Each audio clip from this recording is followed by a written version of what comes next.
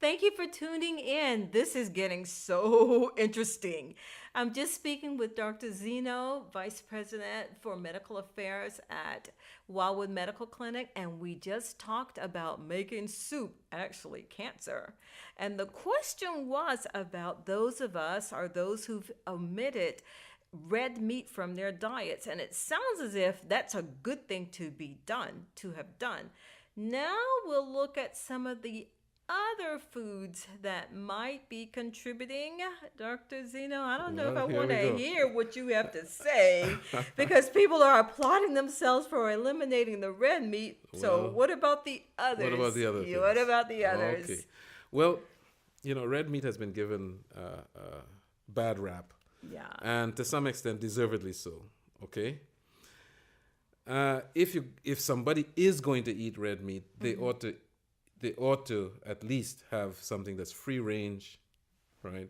Or even some of the more exotic things that they have to go hunting far and wide to get. Okay, that would be safer.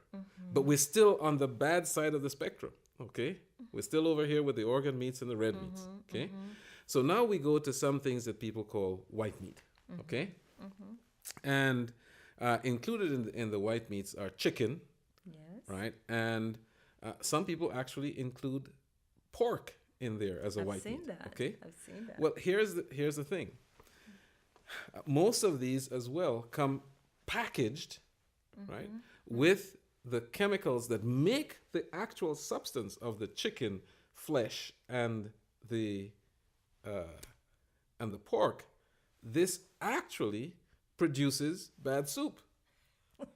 So you might be doing a little bit better by choosing these things when you talk about cancer, but you're not doing a whole lot better.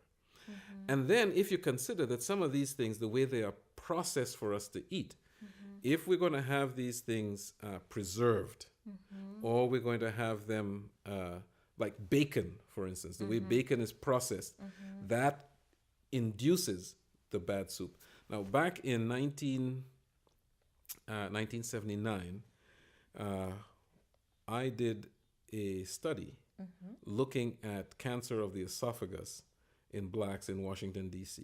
Okay, and that study is published in one of the medical journals dealing with what things we found. What we found was that the diet that people had actually was associated with whether or not they would get cancer. And in this case, we were looking at cancer of the esophagus.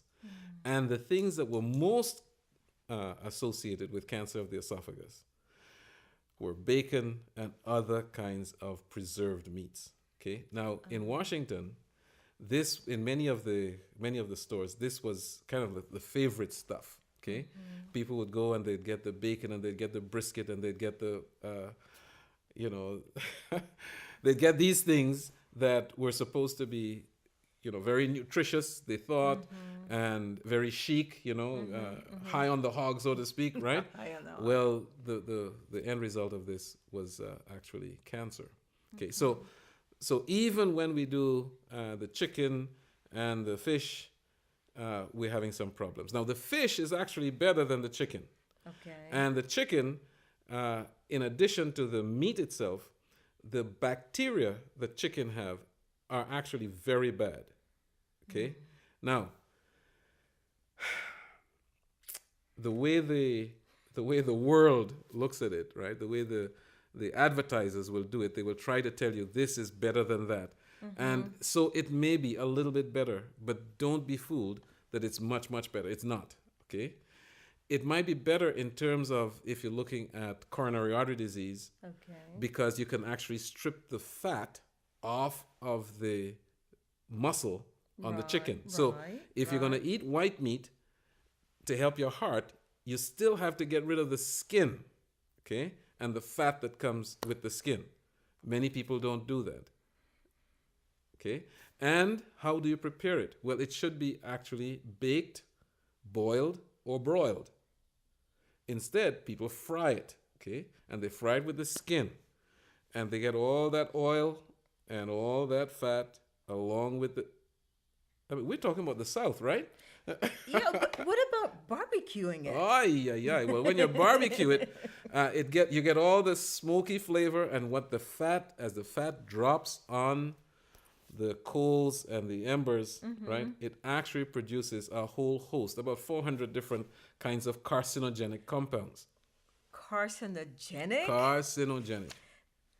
400? About 400 of them. Barbecuing? Barbecuing. So what do you do July 4th? What do you do July 4th? I tell you, if you're going to do this on July 4th, right, and you're going to do it once a year, and you're going to have limited portions, you're not going to be making bad soup all year, right? All year. So if somebody wants to do this, I'm not going to tell them that they shouldn't be patriotic and do this. But if they're thinking about their health, Right. if they have a family history of cancer, and if they Right. want to avoid cancer themselves, Right. they would limit this certainly or exclude it altogether. All right. Now there are some other things that you can put on the fire, but you've heard of kebabs, right? Yes. Okay. And yes. what's on the kebab is not just meat. No. You can remove the meat, and you can put the different kinds of vegetables on the kebabs, and you know what? They taste great. Roasted vegetables like peppers and onions and potatoes and carrots and celery, they taste great. Okay. Okay. So we've talked about the red meat. Uh-huh. We've talked about the chicken. Surely fish is okay. Okay, I tell you what, especially when I talk around the world to people who Right, live close to right. the water, Right. they want me to tell them that this is really good, and I tell them it used to be better than it is today. Here's the problem. Now the fish have been contaminated by all of the chemicals that we're dumping into the ocean, right? So much so that the country of Norway, whose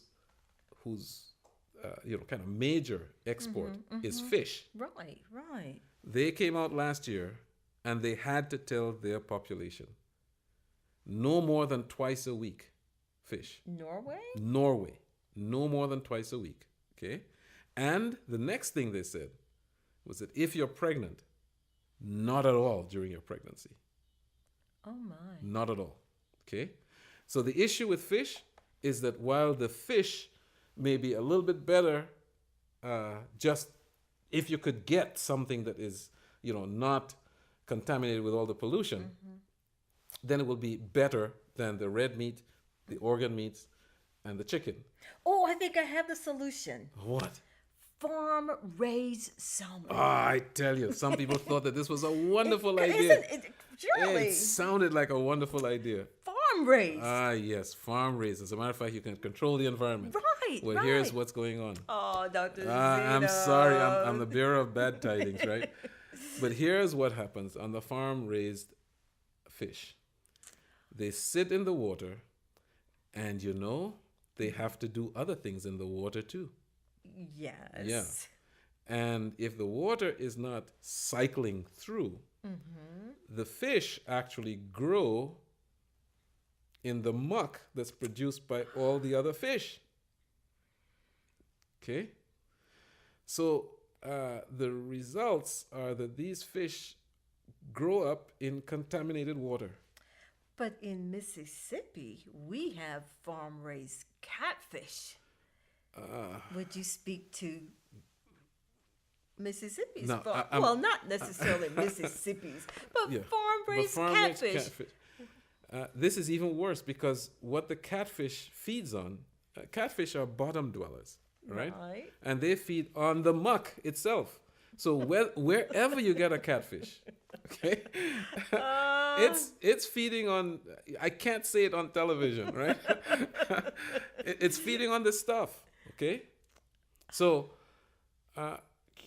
just be careful what you're putting into your body. Do you think that this is going to make good soup for you on the inside? And that's the thing. It doesn't, okay. So, if you continue in this continuum, we're now moving down. By the time we get to fish, we need to move over and say, well, maybe there's something other than fish, right? Yeah. And that puts us into the plants, Okay. right? With that, we'll take a short break, audience. Don't blame me. This program is being presented because we care. And what Dr. Zeno is saying is so true. Many of us know that. So I'm asking you to call your friends, call your neighbors, call others to hear what he has to say. We want to live, don't we? God wants us to prosper and be in health. Come back in just a few moments while we take a station break.